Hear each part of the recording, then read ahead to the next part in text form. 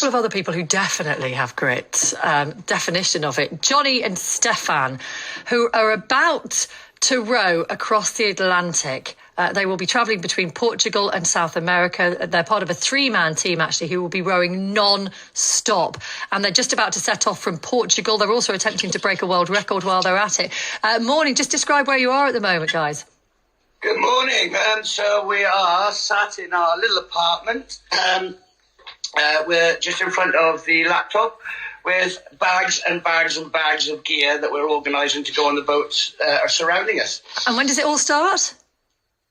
We'll be setting off hopefully in a week to 2 weeks. We're just waiting for our other team member Dirk to fly from South Africa. Then we'll be waiting for a weather window. We've got to get some good wind, and then we'll be setting off as soon as we can. Okay.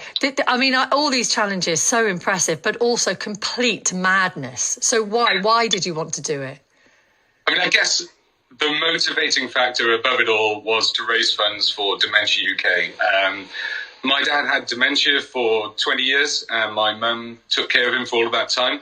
And so I've sort of experienced firsthand, and Steph as well, who spent a lot of time looking after my dad, like how painful that disease can be and how hard it is for dementia carers. So we wanted to do a huge challenge that was going to raise as much as we could, really, to help other people in that situation. And we believe, Dementia UK is the best charity for that. So I'm reading here that you learnt to row for this challenge. So you weren't rowers anyway.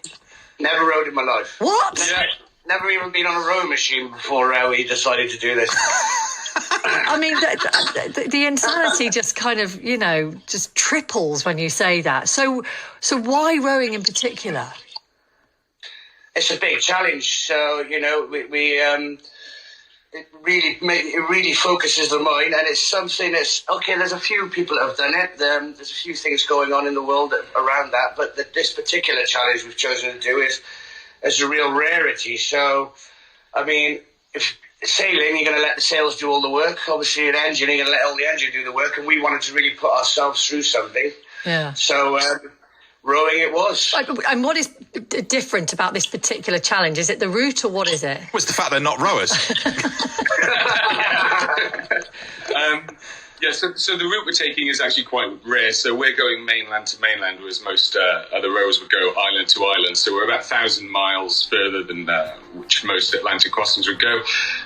Also, we are doing some really rare research. So we'll be dragging some specialist equipment, some hydrophones, and be recording marine mammals along the way. And we're going to use this in collaboration with a charity called Sea Search. Right. To try and create a mapping, essentially, of migration patterns of large mammals. We will talk about this again, because I'm actually quite worried about you all now. Yeah. So I am massively invested in this. Good luck with the start of it, and we will track your progress. Thank you so much for talking to us, Johnnie and Stefan, about to row across the Atlantic. By the way, we spoke to a couple of rowers just before 6 o'clock, and just to let you in to a little bit of behind-the-scenes conversation, I did sort of express a view that, quite a lot of people do challenges, don't they? And maybe we'd spoken to enough people who do challenges. Mm-hmm. And then you speak to these guys, and they tell us they're going to row the Atlantic, 4,000 miles, Portugal to South America, and they've never rowed before.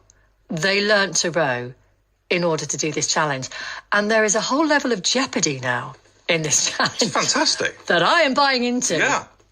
And a couple of people have responded on the texts. Someone says, inspiring, those two daft rowers before the 7 o'clock news. Who were they? Can we have more info to follow them?